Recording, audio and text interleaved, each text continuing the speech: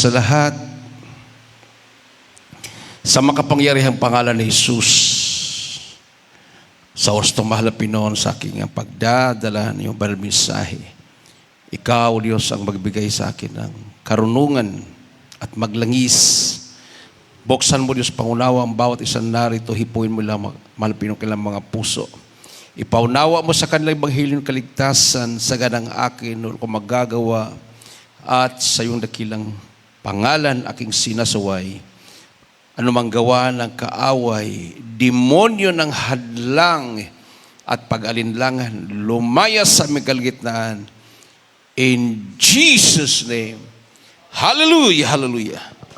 Praise the Lord. Everybody say, praise the Lord. Hallelujah. The highest praise, glory, honor, and majesty belongs only to our dearest Jesus. And we give,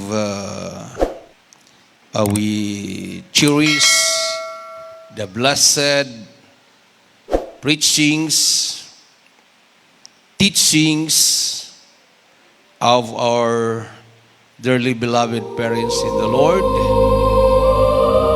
And I also greet the beloved family of beloved pastor, the beloved children, children-in-law, grandchildren, and great-grandchildren, to my beloved co-workers, co-preachers, sa inyo lahat, to our beloved brethren, dito po sa Kawayan City, Isabela, sa lahat po na naabot ng live webcast, magandang gabi na po sa lahat. Isang malakas at matunog na palakpak sa ating mahal na Panginoon. Everybody say, praise the Lord. Hallelujah. Kahit tayo po minamahal ay apektado na sa kaguluhan, pumalakpak pa rin tayo sa mahal na Panginoon.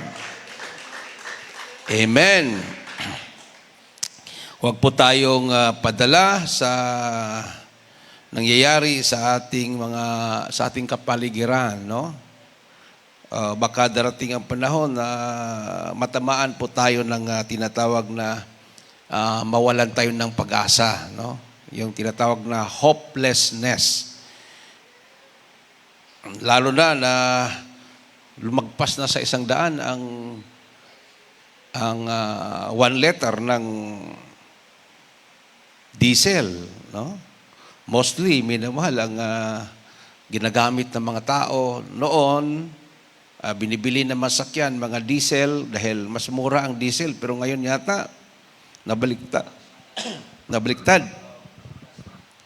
Yan yung application ng the law of supply and demand. Yung pinag-aralan namin sa business management, sa economics, no? The law of supply and demand. Kung maraming nangangailangan, tataas talaga ang presyo. Kung konti lang ang nangangailangan, bababa ang presyo. So, sa daming sasakyan na puro diesel, maraming nangangailangan ng diesel, yun ang tumataas. At konti na lang yung nangangailangan ng gasolina dahil konti lang din yung gumagamit yan, minamahal. Pero hindi naman ibig sabihin na murang-mura ang gasolina. Halos nagsunod lang sila. No? Kung full tank ng sasakyan mo dati ay 2,000, ngayon yata almost 5,000 na. So, ganun. Sabi nga, kasi ang pinapanood ko,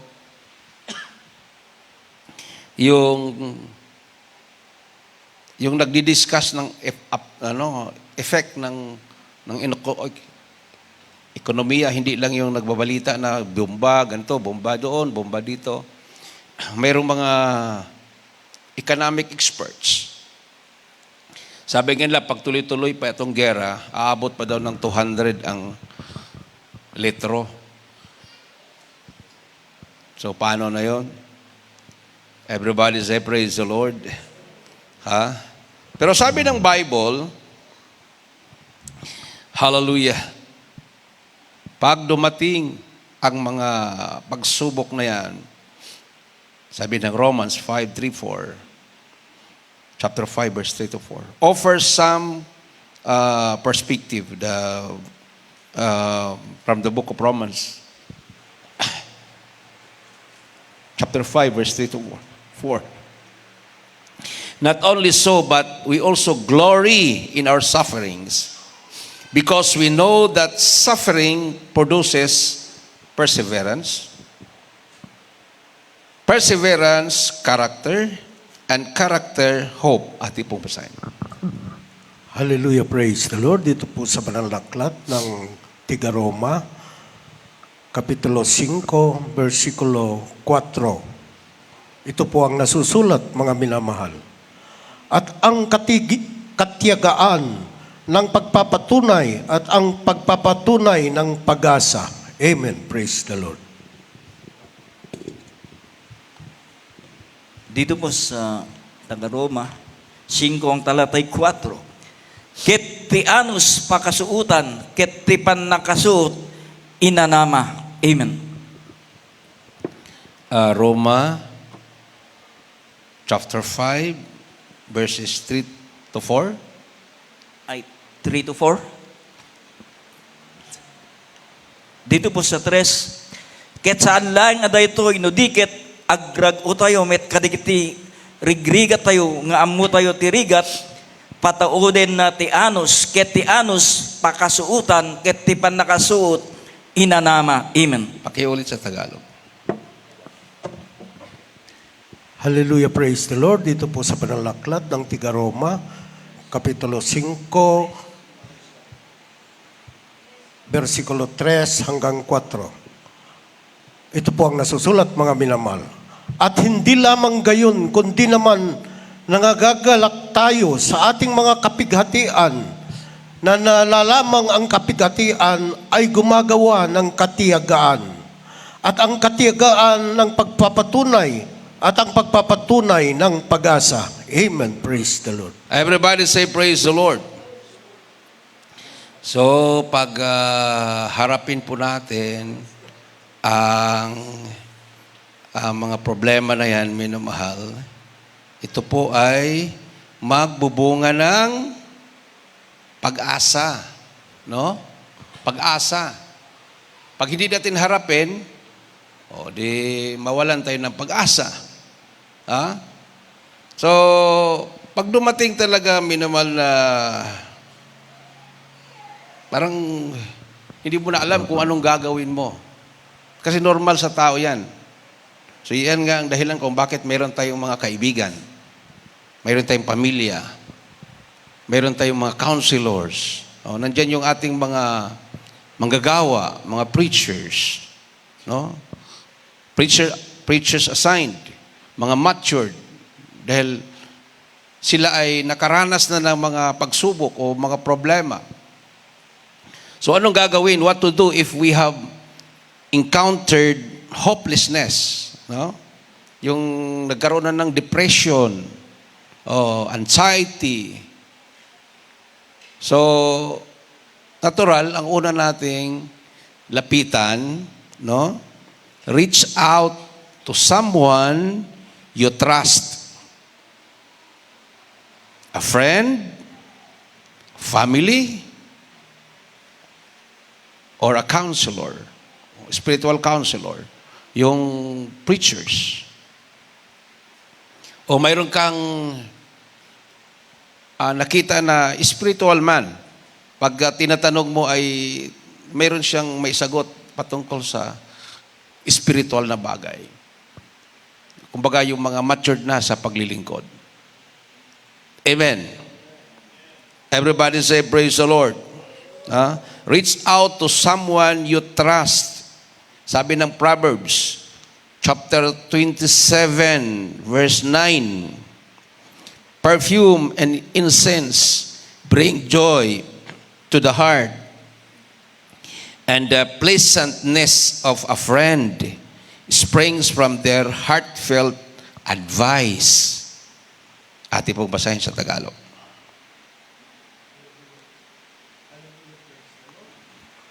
Dito po sa mga aklat ng kawikaan, mga minamahal, Kapitulo 27, versikulo 9. Ito po ang nasusulat, mga minamahal. Ang orgwento at pabango ay nagpapagalak ng puso, gayon ang katamisan ng kaibigan ng tao na nagbubuhat sa maiging payo. Amen. Praise the Lord. Amen sa Ilocano. Ito po sa Digdaramid 27 at talatay 9. Ket idi napalabas ti adungal daw, ket indo napeggaden ti panaglayag, tan nalabesen ti piyesta ti panagaynar ni Pablo, binalakadan na ida. Amen. Proverbs 27:9 yon. Okay? Reaching out to someone you trust can be a powerful step. So sabi nga dito, minamahal, perfume and incense bring joy to the heart.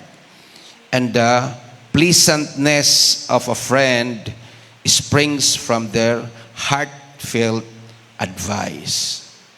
Everybody say, praise the Lord.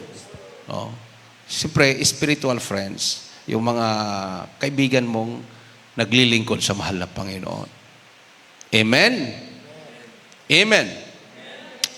Pangalawa, minamahal, na gagawin,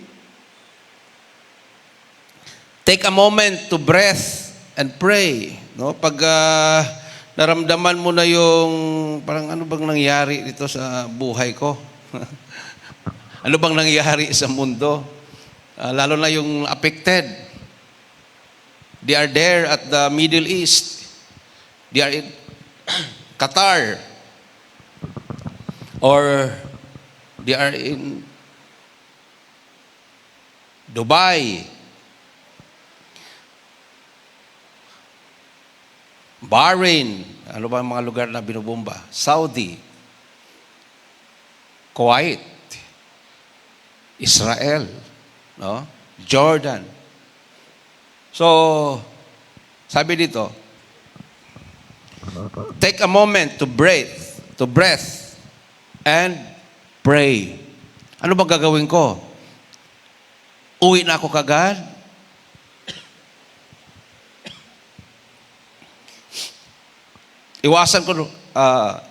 Iwanan ko na ba itong trabaho ko? Kailan pag uwi mo, mayroon kang uuwian na utang. Yung utang mo papunta doon. Kailangan mong bayaran yun. Karating mo lang doon, hindi ka pa nakabayad. Pag uwi mo, paano mo mabayaran yun? So, take a moment to breath and pray. Huwag padalos-dalos. Amen. Sabi ng Philippians, chapter 4, verse 6 to 7. Basahin po natin.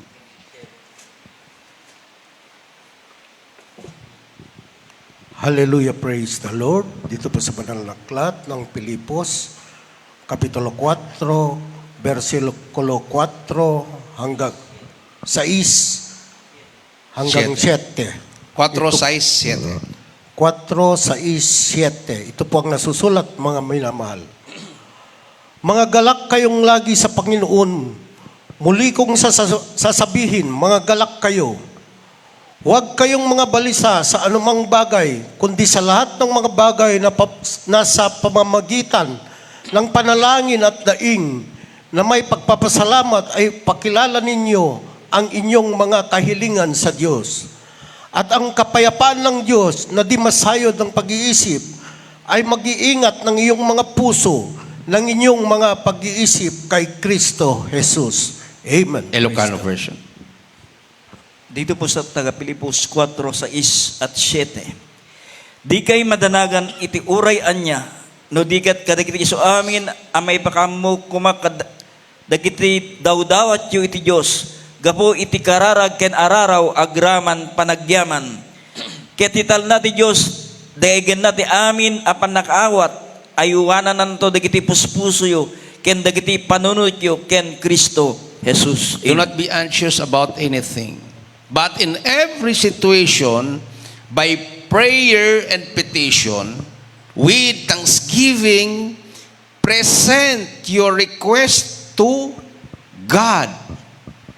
Amen. Ha? Huwag po tayong padalos-dalos, huwag po tayong mataranta, minamahal. Na yung iba, ayun, wala nang ibang ginawa kundi maglulupasay sa iyak. Pinapapasok pa naman sana sa trabaho pero hindi na pumapasok. Lulupasay sa iyak dahil paano mabayaran yung utang niya? Oh. Yun ang advantage pag ikaw ay naglilingkod sa Diyos, nasa isip mo palagi, kasama ko ang Diyos. Palakpakan natin ang ating mahal na Panginoon. Everybody say, praise the Lord. Wala ka namang magawa kung nandiyan ka lang, naglulupasay ka, anong kakainin mo? Sabihin ng gobyerno ng Qatar, o halimbawa, gobyerno ng United Arab Emirates, okay, pwede pa kayong pumasok. Sabihin naman ng agency, o yung company, may pasok pa tayo. Pag may mga sirin, takbo lang tayo mayroon tayong kanya-kanyang shelter, taguan. So hanggang masanay ka na. Pag may Diyos ka, pag wala kang Diyos, wala talaga, parang mabaliw ka. Talagang mabaliw ka sa kaiisip. No? So yan na nga, take moment to breath and pray. No? Do not be anxious about anything. But in every situation, by prayer and petition, with thanksgiving, present your request to God. Ano ginagawa ng ating mga kapatiran doon sa Qatar? Mayroon silang araw-araw, halos 24/7 na pagpupuri sa pastoral house. Palakpakan natin ang ating mahal na Panginoon. Yung pastoral house po doon, nakapunta po ako doon, minamahal. Ang unahan doon, American base, US base ng mga kasundaluhang Amerikano. Yun po yung tinatarget ng mga missiles, mga drones. At sabi nga nung beloved ko preacher ko doon, may time na tapat ng pastoral na bababagsak yung drone. Yung paparating, mabuti na intercept. So kung bumagsak sa tapat ng pastoral yon, kasi mga kabahayan yon, may mga mayayaman ang nakatira doon, mga vela. Yun ang tinatarget nila, yung mga vela, yung mga nandoon nagtatago yung mga mayayaman. Yun na tinatarget nila yon. Siguro nabalitaan nila na yung village na yon, doon tumakbo yung mga Amerikano, doon nakatira, yun ang tatarget. So, harap doon ay pastoral house. Ginawa nila, pupuri sila sa mahal na Panginoon na aalis yung pangangamba. Amen. Palakpakan natin ang ating Diyos na buhay. So, taking a moment to breath and pray can calm the mind and connect you with God's peace. No? So, magkaroon ka ng kapayapaan, makatulog ka. Delikado kasi pag wala na yung kapayapaan sa puso mo. No? Yung iba, nagmumura, hindi naman yun ang solusyon eh. Biniblame ang gobyerno. Wala nang magawa ang gobyerno kung sarado ang airport. Kung wala namang eroplanong magharakiri dyan, pag mag-suicide, kailangan bawat lipad mayroong escort na warplanes. So pray, no? Tapos reflect on things you are grateful for. No matter how small. Amen. Hindi lang po yung mga malalaking bagay na natanggap natin, yung ating pong pasalamatan. Reflect on things you are grateful for, no matter how small. Sabi nga ng Bible, kung marunong ka magpasalamat sa maliit na bagay, makakatanggap ka ng mas malaking bagay. Amen? So, ganun ang mga Kristyano. Makakita ng piso, tulang-tuwa. Dadamputin yan. Ay, praise the Lord, kanino kaya ito? Wala namang akin na to, praise the Lord, pagpapala na to. Pero iba, piso lang yan eh. Sipa-sipahin pa. So, maliit na bagay na natanggap mong pagpapala, pasalamatan mong malapino. Diyan natutuwa ang Diyos. Hindi po natutuwa ang Diyos kung doon ka lang magpasalamat pag milyon-milyon na yung natanggap mo. Baka hindi ka na magpasalamat sa Diyos noon. Makalimutan mo na ang Diyos. Pero kung maalaala mo ang Panginoon, sa maliit na bagay, yan ang totoong pagmamahal sa Diyos. Everybody say, praise the Lord. Parang i-apply mo rin sa tao. Bigyan mo siya ng maliit na bagay, parang wala lang. No? Hindi nagpapasalamat. Bigyan mo siya ng malaking bagay, salamat. Sis, salamat Brad, salamat sis. Makapag-isip ka tuloy, salamat dahil malaki yung binigay ko. Pero kung bigyan ko ng maliit yan, nakasimangot pa yung mukha. Pero kung bigyan mo siya ng maliit at talagang makikita mo naman yung totoong pasalamat, totoong masaya. Doon mo ma-measure, talagang mahal niya ako. Amen. Amen. Palakpakan natin ang ating Diyos na buhay. So, reflect on things you are grateful for, no matter how small. 1 Thessalonians chapter 5, verse 18. Give thanks in all circumstances. For 1 Thessalonians 5:18. Give thanks in all circumstances, for this is God's will for you in Christ Jesus. Sa Tagalog, ating pumasahin. Hallelujah, praise the Lord. Dito po sa panalaklat, ang unang Tesalonica, Kapitulo 5, 18. versikulo 18. Ito po ang nasusulat, mga minamahal. Sa lahat ng mga bagay, ay magpasalamat kayo sapagkat ito ang kalooban ng Diyos kay Kristo tungkol sa inyo. Amen. Ilocano version. Dito po sa unang taga Thessalonica 5, ang talatay 18. Iti so amin, agyaman kayo, tadaytoy tinakim ti Diyos, ken Kristo Jesus, ti may papan kada kayo. Amen. Amen. Reflecting on small blessings can shift our focus to God's goodness. Di ba? Di ba? Pag ikaw ay marunong magpasalamat kahit kunting bagay, sabi nga, give thanks in all circumstances. Pabor man sa'yo o hindi, magpasalamat ka pa rin sa Diyos. So, ang result, it can shape your focus to God's goodness. So, sabihin mo, mabuti ang mahal na Panginoon.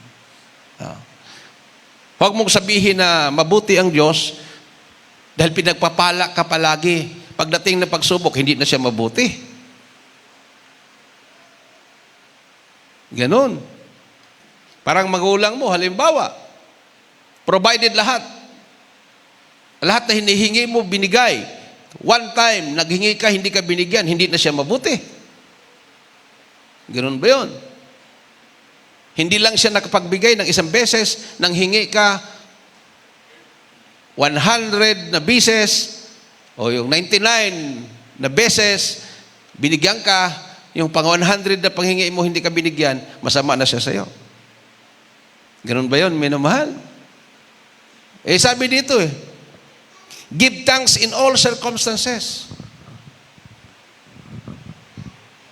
Yung hiningi mo sa mahal na Panginoon, binigay sa'yo o hindi, magpasalamat ka pa rin. So pag ikaw ay nagpapasalamat o kung ang resulta sa hiningi mo hindi ganun kalaki ang ibinigay, no? Maliit lang. Pasalamat ka pa rin. So ang focus ngayon sa yung paglilingkod, nakafocus ka sa kabutihan ng mahal na Panginoon. Para sa iyo, ang Diyos ay mabuti. May katugunan man ang prayer mo o wala, malaki man o maliit, basta para sa iyo, ang Diyos ay mabuti. Palakpakan natin ang ating mahal na Panginoon. Everybody say praise the Lord. At huwag kalimutang basahin ang Psalms 42:5 at huling talata, Romans 15:13. Ano po nakasulat doon? Psalms 42:5.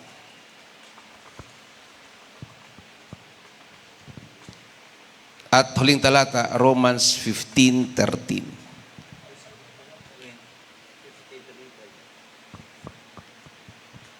Why, my soul, are you downcast? Why so disturbed within me? Put your hope in God, for I will yet praise Him, my Savior and my God. Psalms 42:5. 42:5 ng mga awit o salmo. Tagalog. Hallelujah, praise God. Dito sa banal na aklat ng mga awit, Kapitulo 42, versikulo 5. Ito pong nasusulat, mga minamahal. Bakit ka nang lulumo o kaluluwa ko? At bakit ka nababagabag sa loob ko? Umasa ka sa Diyos sapagkat papuri pa ako sa Kanya dahil sa kagalingan ng Kanyang mukha. Amen. Praise the Lord. Palakpakan natin ang ating mahal na Panginoon. Ilocano version. Dito po sa Salmo 42, ang talatay 5 sa Ilocano version. Apay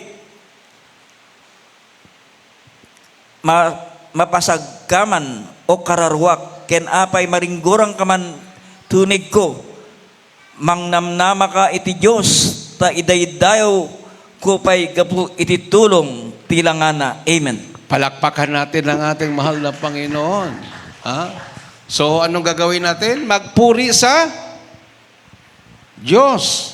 Put your hope in God. For I will yet praise Him, my Savior and my God. Everybody say, praise the Lord. Ha? Huwag mong hayaan na nanlulapaypay ang iyong kaluluwa. Amen. Everybody say, praise the Lord. Oh. Yan nga ang advantage pag nandyan ka sa totoong paglilingkod sa mahal na Panginoon, dahil anytime, saan ka naman naabutan ng problema, saan ka nakulong, na stranded, pwede kang manalangin. Hindi yung, ay, paano ko manalangin? Wala yung aking Diyos na naiwan sa bahay. God is a spirit. Ang Diyos ay espiritu. And you must worship Him in spirit and in truth. Your spirit will worship the Spirit God. Amen. Amen. Yung gusto lang na mag-worship, na mayroon nakikitang ribulto o larawan, ay yung ating flesh. Ang flesh po yon. Kasi ang ating flesh nangangailangan ng, ang ating flesh, ang material, nangangailangan ng material din. No? Gusto niya yung nakikita, yung kanyang worship. Yung ating material, yung flesh natin, ay gusto natin mayroon tayong nakikita habang tayo nag-worship. Pero kung ang spirit ang pag-usapan, your spirit will worship the Spirit God. Amen. Everybody say, praise the Lord. Palakpakan natin ang ating mahal na Panginoon. So, God is a spirit, and those who worship God must worship Him in spirit and in truth. So, sambahin natin siya sa espiritu at katotohanan. No? Kahit saan ka, pwede kang tumawag sa Kanya. Hindi memorize na prayer.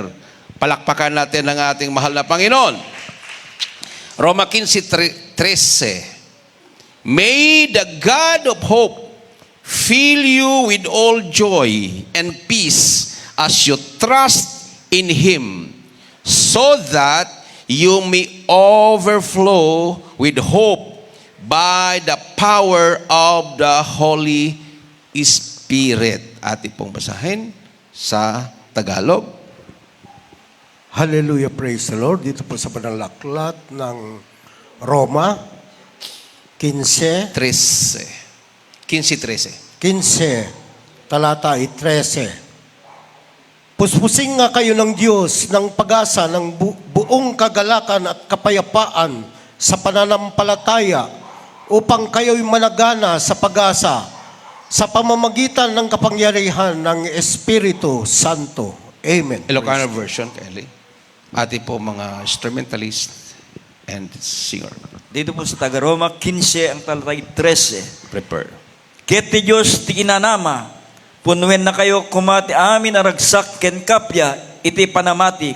Tapno umadu ti inanama yo gapu iti panakabalin ti Espiritu Santo. Amen. Amen.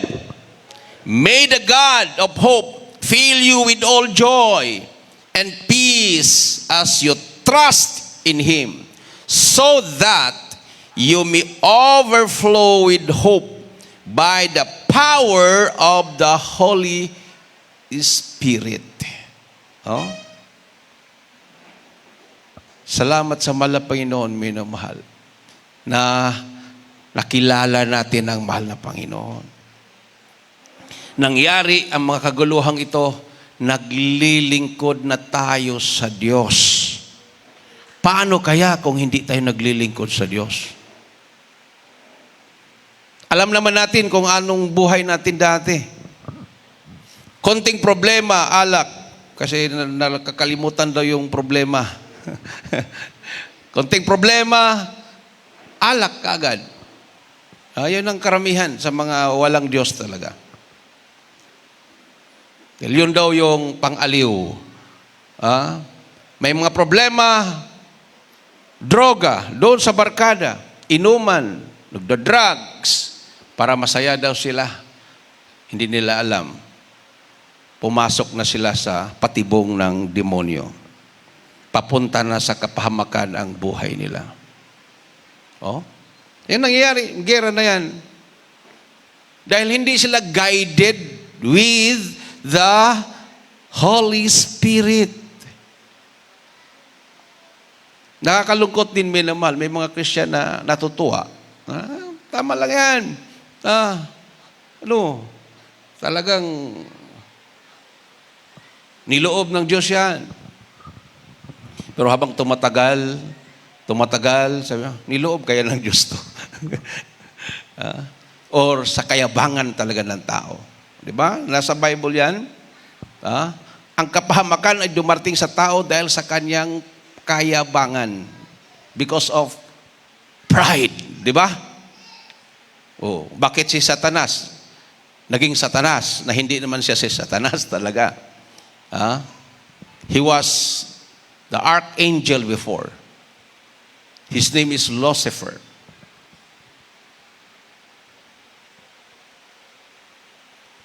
Siya yung powerful na archangel, second unto God. No? Siya yung segunda sa kapangyarihan ng Diyos, si Lucifer. Dahil iisa lang ang Diyos, ang sumigunda sa kanya si Lucifer. Pero kung naniwala ka na mayroong segunda pa ang Diyos, si Lucifer ang Diyos mo.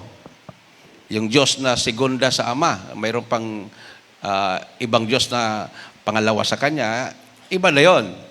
Kasi ang pumapangalawa sa Diyos Ama ay si Lucifer.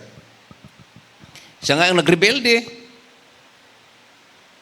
At ang lumaban ng mga archangel, yung si Michael. Archangel, yun ang anghel na loyal sa Panginoon, nakipaglaban kay Lucifer. Oh. Bakit naging Satanas siya? Because of pride. O, di ba? O, yan ang nangyari ngayon. Yun yung inoffer ni Satanas sa tao na suwayin ang Diyos para magkaroon kayo ng karunungan. Maging matalino kayo.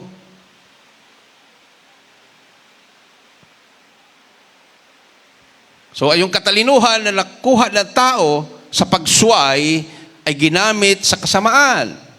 Everybody say, praise the Lord.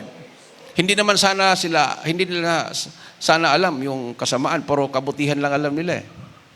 Pero pumasok ang kasalanan nung sila'y sumuway. At doon nakafocus ang tao. Paano lumaban sa Diyos? Paano maging Diyos? Parang ganon. Ayun, marami na silang naimbento. Mga atomic bomb. Ngayon, nuclear bomb na. Naubos na yata yung mga missiles. Nakaabang na siguro yung mga nuclear bombs na gagamitin dahil ubos na yung mga drones. May panangga ba ang Israel pag nuclear bombs na? Kung mayroon, ang Iran dyan? O kung sino ang uunang gagamit niyan? Wala na, tapos na ang mundo. Amen. Everybody say, praise the Lord. Pero para sa atin, mayroong mas higit pa sa karunungan ng tao. Amen? Ang karunungan na nagmumula sa mahal na Panginoon. Awitan po natin ang ating mahal na Panginoon. Hallelujah. At napatunayan po natin yan. Nung ang ating kagalang-galang at minamahal na pastor, pumasok sa kampo ng Abu Sayyaf. Binumba ang kampo ng Abu Sayyaf nung nakalabas na ang mga hostages. Ang ating mahal na pastor ay payat na. Halos magtatlong buwan nang hindi kumakain. Nag-aayuno para sa kaligtasan ng lahat. Para sa kapayapaan. Hindi lang sa Sulu. Hindi lang sa Mindanao. Kundi sa buong Pilipinas. O sa buong mundo. Kasi yung mga hostages doon ay hindi po mga lokal na mga tao, kundi galing sa iba't ibang bansa.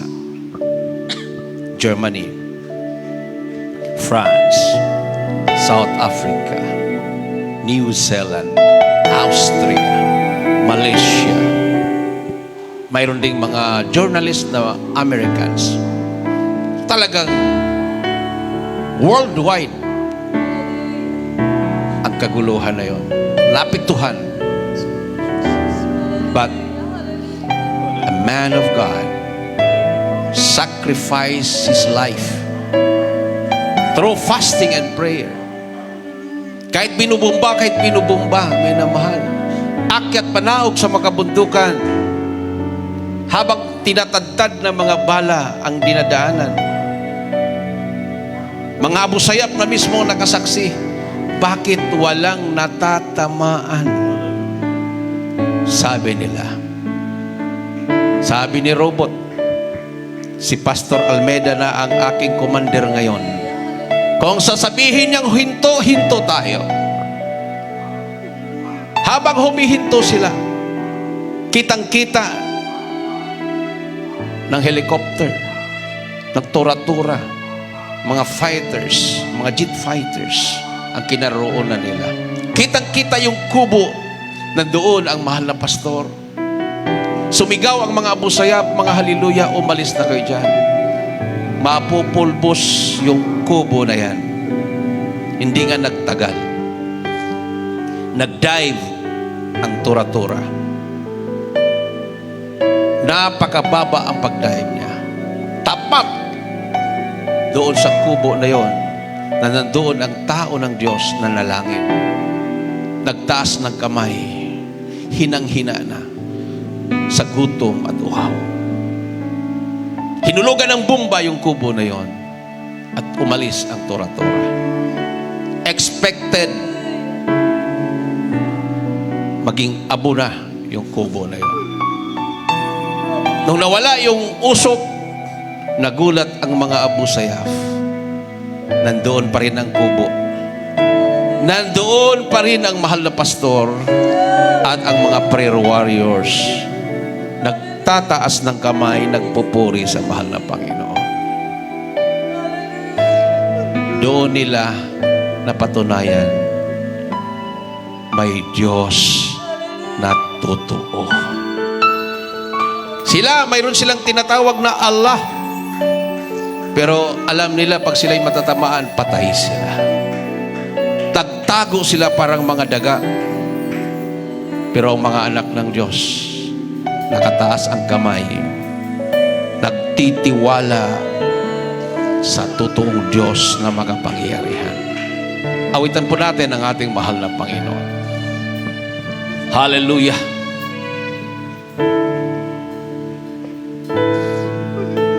Sa bawat oras at araw, ikaw ang kalagkan. Saan ko laging inaasam sa tuwin ay maranam sa ko. Pag-ibig mo'y laging nadarama. Ikaw ang laging hinahangad. Kalakasan mo, laging naghihintay. Nasa ating kalagitnaan na presensya Sa ng amin ay lubos na nagbigay ng buhay. Sa pagsikat ng liwanag, pag-asa'y nakita. Pagkat pag-ako mo'y kalakasan sa nagtitiwala sa'yo, sa aming sama-sama.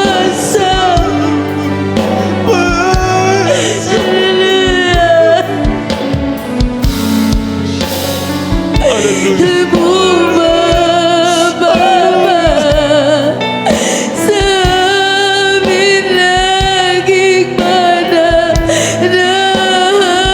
wina.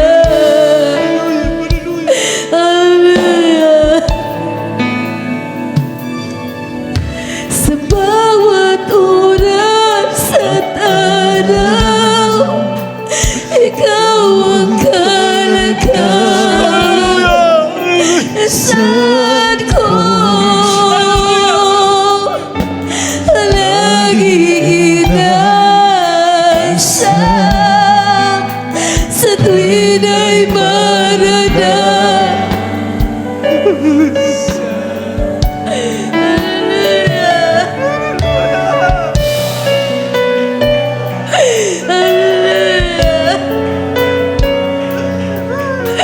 Ikaw ang laging kalakasan mo, laging naghihintay. Sa akin ay lubos na nagbigay ng buhay. O sa pagsikat ng liwanag, pag-asa'y nakitay. Pagkat pag-ako mo'y kalakas. Hallelujah. Hallelujah. Kung mayroon pa tayong pagkuhan, minamahal, lumapit na po sa harapan. Sa lahat ng mga viewers, mayroon kayong kasama ng mga hindi pa tumanggap sa malapit noon, ilapit po niyo sa harapan, minamahal. I-guide po niyo para sa pagpatanggap. naging mananatwina sa pagsikat ng liwanag. Pag-asa'y nakitay, pagkat pangako mo'y kalakasan. Sa nagtitiwala sa'yo, sa aming sama-samang pagsamba, presensya mo'y bumababa sa aming laking mananatwina.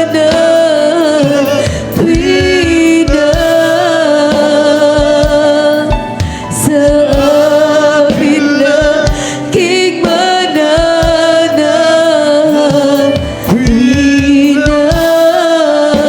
Praise the Lord. mananatwina. Hallelujah. Glory to Jesus. Hallelujah. Hallelujah. Hallelujah. Hallelujah. Mayroon pong 4 na reglamento ang kaligtasan para po sa mabaguhan minamahal. Una-una, pananampalataya. Faith cometh by hearing, and hearing by the word of God. Romans 10:17. Pangalawa, pagsisisi. Acts 3:19. Repent and be converted, para dadaloy sa iyo ang mga pagpapala na nagmumula sa mahal na Panginoon. Pangatlo, bautismo sa tubig sa pangalan ng ating Panginoong Jesucristo. Acts 2:38. Hallelujah. Be baptized every one of you in the name of Jesus Christ for the remission of your sins, and you shall receive the gift of the Holy Spirit. Pang-apat, Diyos na ang gagawa. Mateo 3:11, ang Diyos ang magbautismo sa bawat isa sa atin sa Kanyang Espiritu. Hallelujah. Praise the Lord. Hallelujah. Sumunod kayo sa panalangin ito, lahat ng mga baguhan, sa ating mga beloved viewers, i-guide lang po niyo ang mga kasama niyong nanonood. Hallelujah. At patanggapin sa mahal na Panginoon. Sumunod sa panalangin ito, mahal na Panginoong Hesus, maraming salamat sa Ebanghelyo ng Kaligtasan na aking napakinggan sa oras na ito. Mahal na Panginoon, patawarin mo ako sa lahat na aking mga nagawang kasalanan. Ako po'y taos-pusong nagsisisi. Tinatanggap kita na aking personal na tagapagligtas, Panginoon, Diyos at Hari ng aking buhay. Pumasok ka sa aking puso. Isulat mo ang aking pangalan sa aklat ng buhay sa kalangitan. Iligtas mo ako. 10 aking mamahal sa buhay. Ako'y maglilingkod sa iyo. Mula ngayon hanggang sa iyong pagbabalik, sa iyong dakilang pangalan, ito ang samong dalangin. In the mighty name of Jesus, Amen. Praise the Lord. O dakilang man Diyos na makapangyarihan sa lahat. Sa lahat at tumagap sa mga pinumbilang Panginoon tagapagligtas ng kanilang mga buhay. Patawarin mo sa kanilang mga kasalanan. Baguhin mo kanilang mga buhay. Gawin mo silang tunay na Kristiyano. Isulat mo kanilang mga pangalan sa aklat ng buhay sa kanilang. Iligtas mo sila. 10 mahal sa buhay. In Jesus' name I pray. Amen. Praise the Lord. Sa lahat at tumanggap, minamahal, tanggapin po niyo ang bautismo. Hallelujah, as soon as possible. Now is the day of salvation. Now is the accepted time. Hanapin po ninyo ang Jesus Miracle Crusade sa inyong lugar, o yung nagbunga sa inyo, sumama po kayo, dumalo sa ating banal na gawain, at huwag kalimutan tumanggap ng bautismo sa tubig sa pangalan ng ating Panginoong Jesucristo. Tayo po manalangin sa ating po mga pangailangan. Ilagay po yung kanang kamay sa ulo, kaliwang kamay sa parte ng katawan na may karamdaman. O kung wala man kayong naramdamang sakit, itaas lang po inyong mga kamay. Ano po inyong mga kahilingan? Magkaisa po tayong manalangin sa ating mabait na Diyos. Hallelujah. O dakilang mga Diyos na makapangyarihan sa lahat. Pinakamamahal naming Panginoong Hesus. Minsan pa, mahal na humingi po kami ng kapatawaran. Sama kami nagsumpungan ng aming mga pagkukulang, pagkakamali. Ano mga aming naisip na gawa, na banggit ng aming mga labi na hindi kaaya-aya sa iyong banarapan, patawarin mong bawat isa sa amin. Bunga ng mga panalangin ng iyong hinirang propeta sa uling kapanahonan, aming kagalang-galang at minamahal na Pastor Willis Almeda, 10 panalangin ng kanyang buong pamilya, sama-sama naming sinasaway. Anumang gawa ng kaaway, demonyo ng karamdaman, sakit sa puso, high blood, diabetes, cancer, demons of incurable sickness and diseases, vices, problems, unbelief and doubts, cast out in the mighty name of Jesus. Sicknesses be healed right now in Jesus' name, in Jesus' name. Hallelujah, hallelujah, in Jesus' name, in Jesus' name, in Jesus' name. Praise the Lord, hallelujah. Tayo po tumayo, minmahal, bilang pasalamat sa ating mahal na Panginoon. Itaas po natin ang ating dalawang kamay at tumalon po tayo ng 3 beses. Sabay-sabay po nating isigaw sa malakas na tinig ang makapangyarihang salita, ang Hallelujah, praise the Lord, 3 times. Hallelujah, praise the Lord. Hallelujah, praise the Lord. Hallelujah. Praise the Lord. Everybody say, praise the Lord. Ating pong ibigay yung pagkataon sa ating pong beloved brother Danny Bautista para po sa special offering at announcement.